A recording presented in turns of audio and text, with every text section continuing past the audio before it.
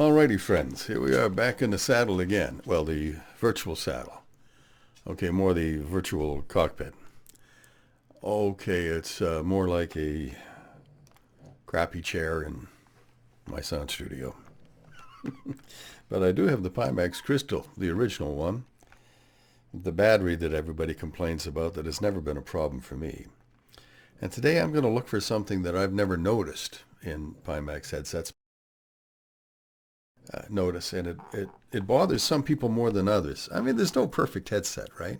Like for me, I'm going to upgrade from the Crystal original because the field of view just isn't wide enough for me. It was a real step backwards for me to go from the 8KX to the Pimax Crystal in terms of field of view.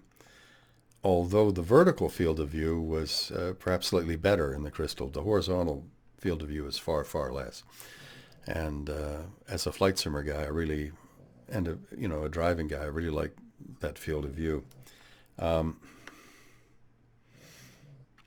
the Super will give me a better field of view, not the field of view I'm really looking for, which is 180 degrees or better horizontally, but certainly 128, 130 degrees would be great. But I want to check this headset and see if I've just been blind to it or if there's a lot of Mura in this headset, and people tend to exaggerate. I think in his first impression, Sebastian over at MRTV said that the Mura was not a deal breaker, but then in his final review, he's kind of implied that it was. And I get the impression with Sebastian that he's just scared to have a review that doesn't say something bad about Pimax, because he got lambasted a while back as being a bit of a shill for the VR companies, which I don't think is fair. I think he was one of the first to point out some of the issues that we all had with several headsets. And so to call him a cheerleader isn't really fair. But at the same time, there's a huge Pimax hate group out there. And if you want to get lots of clicks and you want lots of views, one way to do it is to shit on Pimax. Pardon my language. So I'm going to go back to my Crystal headset in what is, I think, my favorite combat flight simulator, DCS. Everybody knows how good this simulator is. I got to get my headset in the right spot. Got to make sure that, there we go. Okay, I haven't done this for a while, so things look pretty good here. Well, I'm looking up at the ceiling of the hangar, and I don't see any Mura, but it's kind of a tan color. And typically where you really notice Mura is on a blue sky or a white sky. So let's go into instant action. And I'll go to my very favorite airplane, the Spitfire. Most beautiful airplane ever, as far as I'm concerned. And we'll just do a little dogfight here. One of the things I noticed about the Pimax Crystal when I first got it was that suddenly I could read the print at the bottom of the DCS screen, the disclaimer. It says they are the property right owners of the systems represented in DCS World, in no way endorse, sponsor, or are otherwise involved in the blah, blah, blah, blah. I mean, it's a legal thing, but I know there's one thing I should have done before I put the headset on, and that would be clean the lenses. I haven't done any VR in a couple of months because I've been busy with other things. All right, let's see. It should come up any second here now. I'm not sure what's going on. It takes a while to load. There's probably a button I got to push on the flat screen. Is there? What's going on? I just updated DCS, so I could have a problem that I don't even know. Oh, there it is. Perfect. Okay, beautiful.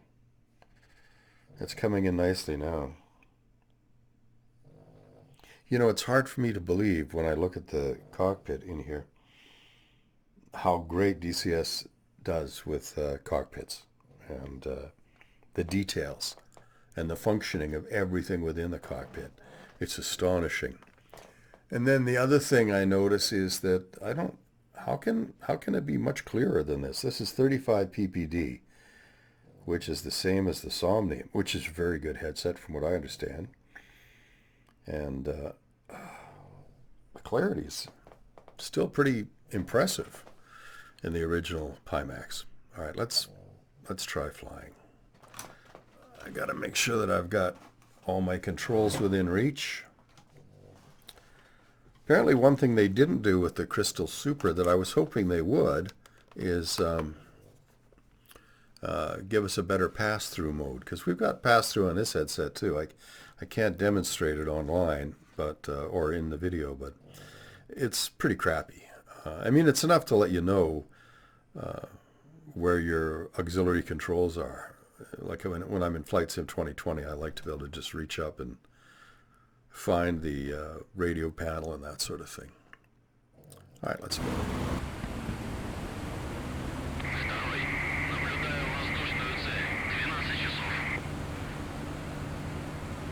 Okay, we've got, I don't care if I get shot down here, really. I just want to, oh, I haven't flown in a while. It's pretty sloppy.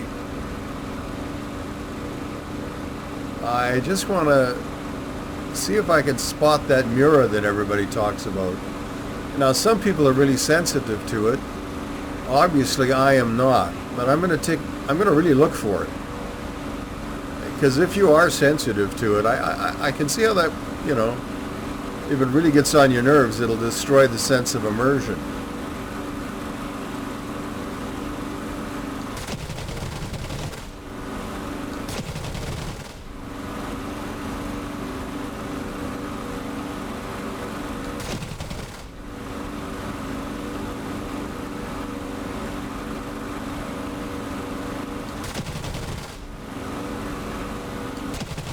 Oop, bad shot there.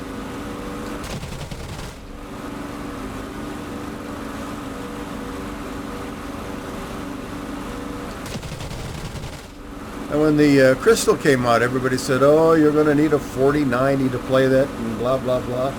And it runs fine on my 3090.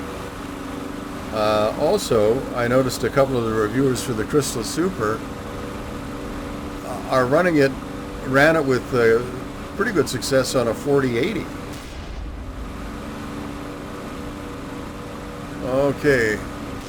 Oh, I just got shot. I was spending too much time looking around.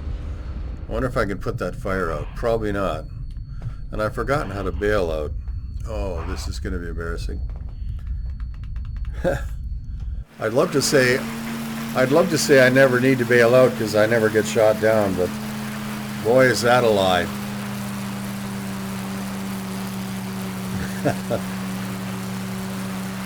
Oh yeah, I got shot to pieces. Here's something interesting I just thought of. Donald Trump wants Ukraine to pay back all the money that the United States gave them, disregarding the fact that a lot of that was in military vehicles that were in storage that were eventually not going to be used anymore anyway. But he wants them to pay back billions of dollars. Why isn't he asking for Russia to pay back $1 trillion for all the equipment and shipping that we did on the Murmansk run to support Russia in World War II? That doesn't come up, does it? Oh well. Okay, I'm looking up at the sky.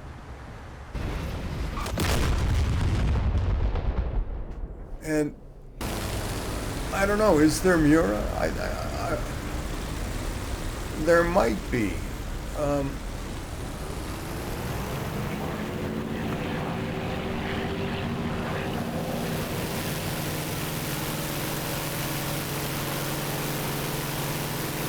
Oh, I love DCS.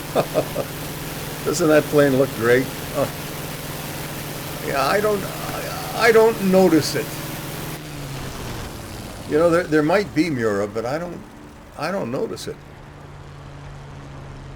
I'm gonna just move my head around a bit here and try and get where I think the most Mura would be in the sweet spot. if it's there, it's really, really faint, or else I'm so insensitive to it that I might as well be an exemplar for people who are abysmally unaware of things. Well, I might be that anyway, but I don't notice a lot of Mura here. I think maybe I see a little bit, but to me it doesn't look as hazy as it often did in real life when I was looking at the horizon or sky. Often when I looked at the horizon flying in real life, I'd see, I guess it was, smoke from forest fires or whatever, but I saw more Mura in real life than I see in the crystal. And that's in a bunch of different airplanes. But it doesn't mean that the Mura isn't there. I certainly don't see anything at the ground level. I just want to see if this AI Focke-Wulf pilot can dead stick this thing down. He looks like he's about to stall. No, I think he's going to be okay. Oh, maybe not. He is trying to land uphill. That's the best policy. Take off downhill, land uphill. But get the nose up, buddy. No, get the nose up. Well, that wasn't bad. I mean, okay, you can't use the airplane again, but any landing you walk away from is a good one, right? Okay, so that's my latest video on Mura and how to get shot down while talking too much.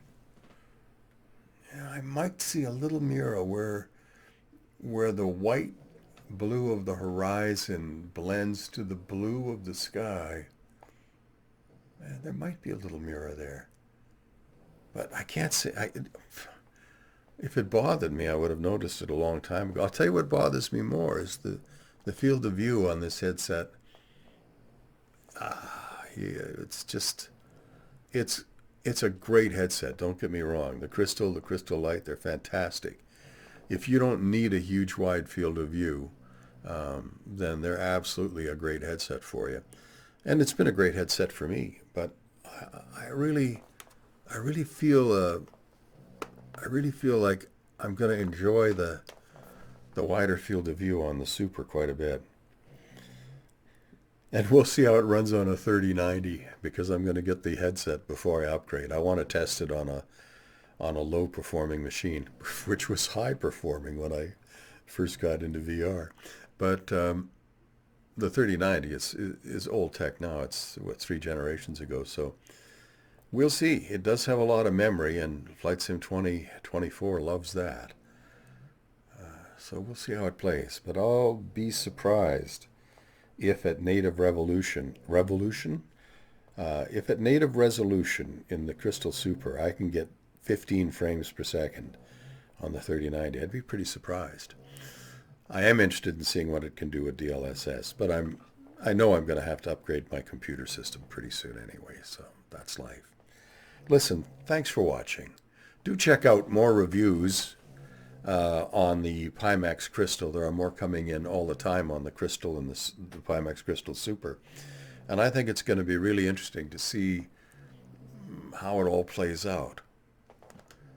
The problem with Mura is that it isn't necessarily the fault of the manufacturing company. On the Vario headsets, you get Mura too. And it's highly dependent on the type of panel you're using. And these large panels, if they aren't perfectly consistent from pixel to pixel in terms of brightness, you're going to get some Mura effects. I don't notice it here. Well, let me know if you've got a Pimax Crystal and you really notice Mura. Let me know. It's another point in the data file. Thank you so much for tuning in, and remember these wise words of wisdom. If at first you don't succeed, skydiving is not for you.